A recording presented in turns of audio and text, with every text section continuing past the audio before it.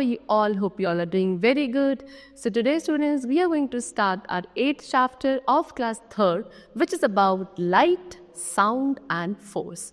Okay, so we have to discuss the very interesting topics today, which is about light, the second is sound, and one more interesting topic which is regarding force. So let's begin our chapter. See, they have asked some questions from us. First of all, that when electricity goes off, we look for candles. Why? जब electricity goes off, जब नहीं होती है light, तब हम candles के लिए ढूंढते हैं. ऐसा क्यों? बिकॉज इलेक्ट्रिसिटी के थ्रू क्या हो रहा था? लाइट थी, और लाइट से हमें विजिबिलिटी मिली हुई थी.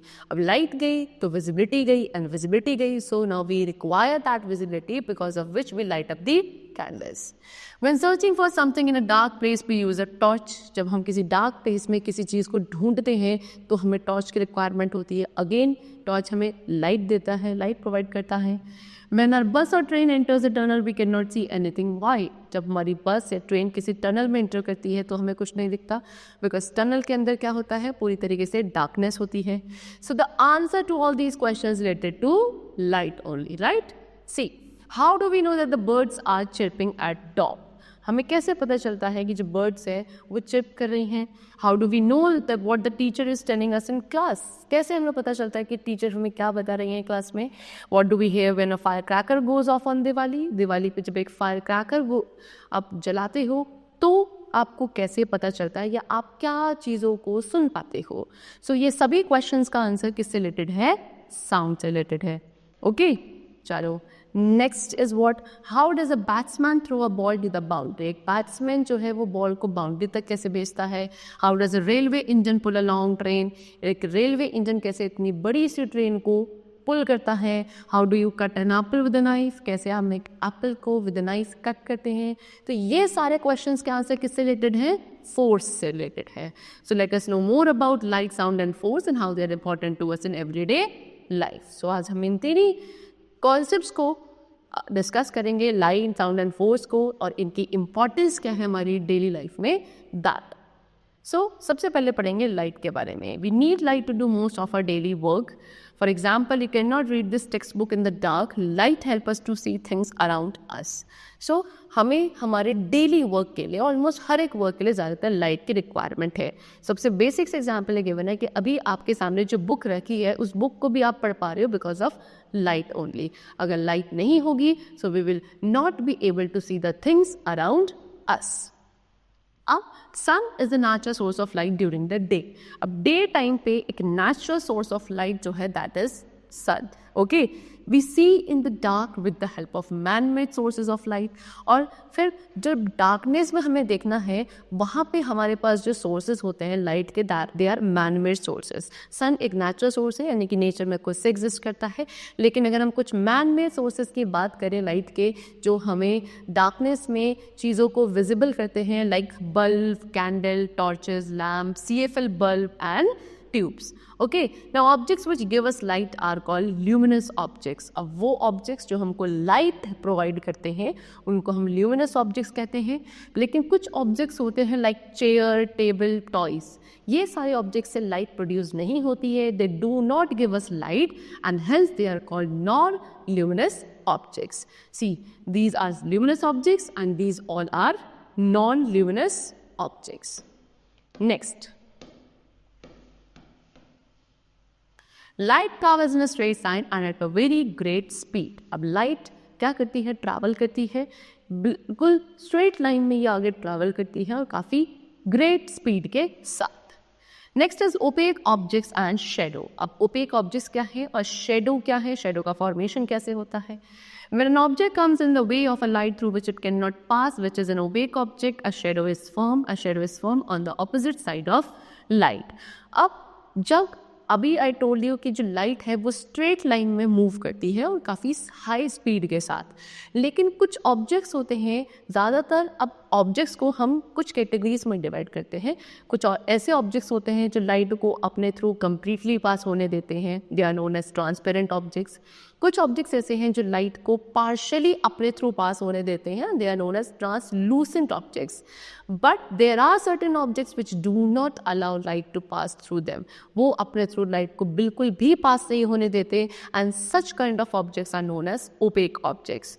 अब यही ओपेक ऑब्जेक्ट्स जब लाइट के पाथ में आ जाता है बीच में, तो वो लाइट को ब्लॉक कर देते हैं, और लाइट के पाथ को जब ब्लॉक कर दिया जाता है तब वहाँ पे उस पर्टिकुलर ऑब्जेक्ट की शेडो बनती है, फॉर्मेशन वहाँ पे होता है उस ऑब्जेक्ट का, जो ऑब्जेक्ट ओपेक ऑब्जेक्ट आया है in the path of the light, the shadow formation takes place of that particular object. ये जो शेडो बनेगी, ये लाइट जिस डायरेक्शन में ट्रैवल कर रही थी उसकी जस्ट ऑपोजिट डायरेक्शन में शेडो का फॉर्मेशन होता है। The moon revolves around the earth just as the earth revolves around the sun. We receive light from the sun during the day. We see the moon shining at night due to the reflected light of the sun. अब अगर हम moon की बात करें तो moon भी क्या करता है, मून हमारे अर्थ के अराउंड रिवॉल्व करता है, similar to that as the earth moves around the sun. जो अर्थ है हमारा वो सन के अराउंड मूव करता है, लेकिन मून जो है वो अर्थ के अराउंड रोटेट करता है या रिवॉल्व करता है। फिर हमें डे टाइम पे जो लाइट मिलती है वो सन के थ्रू मिलती है ना, और नाइट टाइम पे जो हमें स्काई में अपीयर करता है दैट इज मून। लेकिन मून की खुद की लाइट नहीं होती है, फिर भी वो हमको शाइन करता दिखता है in the night time because of the reflected light which is falling on it through the sun. Sun की जो लाइट इसके ऊपर फॉल करती है वो उसको रिफ्लेक्ट बैक करता है, it does not have its own light. Now next we come to what? Solar eclipse. What is solar eclipse? You must have wondered what an eclipse is. Solar eclipse occurs when the moon comes between the earth and the sun. अब ये eclipse क्या होता है? तो eclipse आपके दो types के होते हैं, एक होता है solar eclipse and the other is lunar eclipse.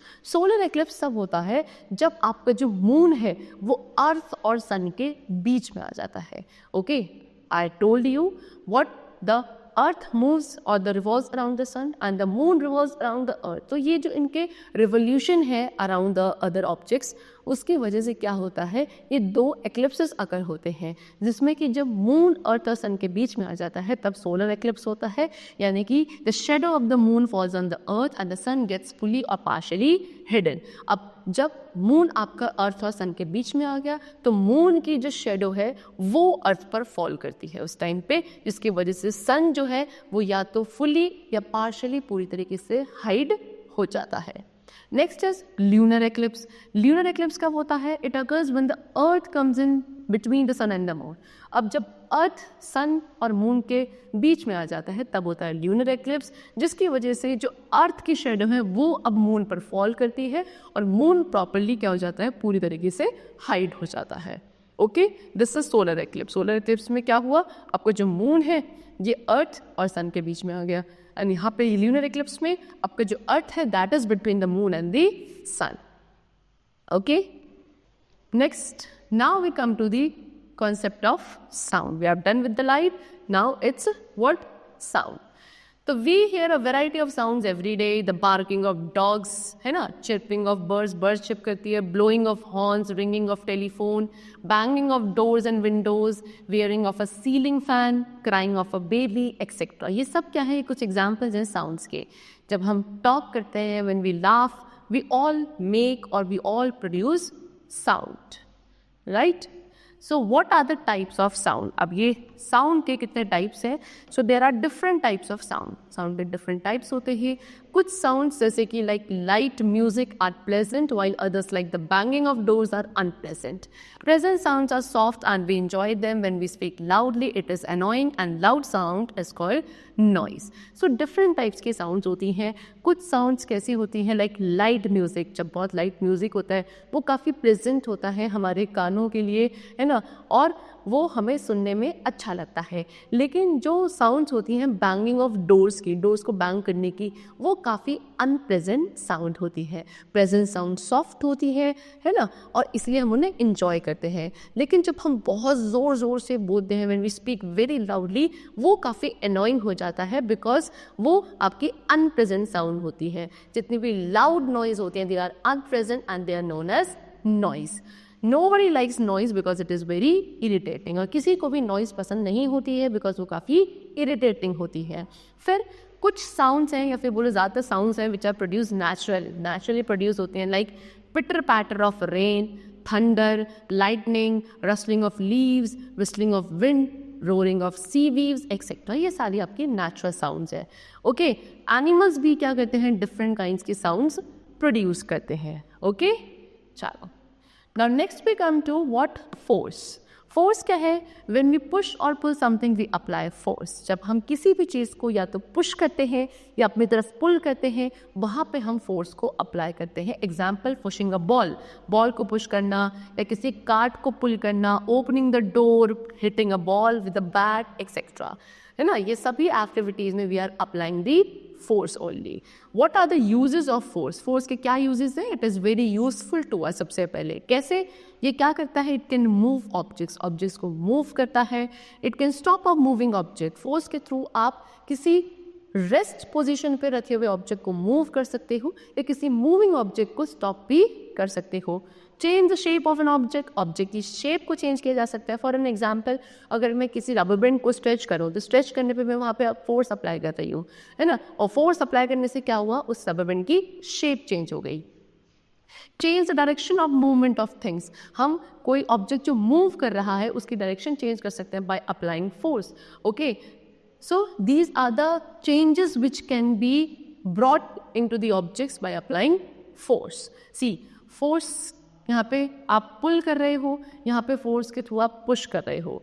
ये आप देखो यहाँ पे फोर्स अप्लाई किया जा रहा है, ऑब्जेक्ट्स मूव कर रहे हैं. स्टॉपिंग द मूविंग ऑब्जेक्ट्स, यहाँ पे एक आपका जो एथलीट है वो क्या कर रहे हैं, वो एक मूविंग ऑब्जेक्ट को फोर्स अप्लाई करके स्टॉप कर रहे हैं. यहाँ पे ऑब्जेक्ट्स की शेप को चेंज किया जा रहा है बाय द फोर्स. यहाँ पे चीज़ों को क्या कर रहा है, डायरेक्शन चेंज करी जा रही है by applying force only. So students, the chapter is completed. We have discussed about the various concepts like light, sound and force. I hope the chapter was very clear to you. We'll meet you very soon in the new class with a new chapter. Till then, take care and thank you everyone.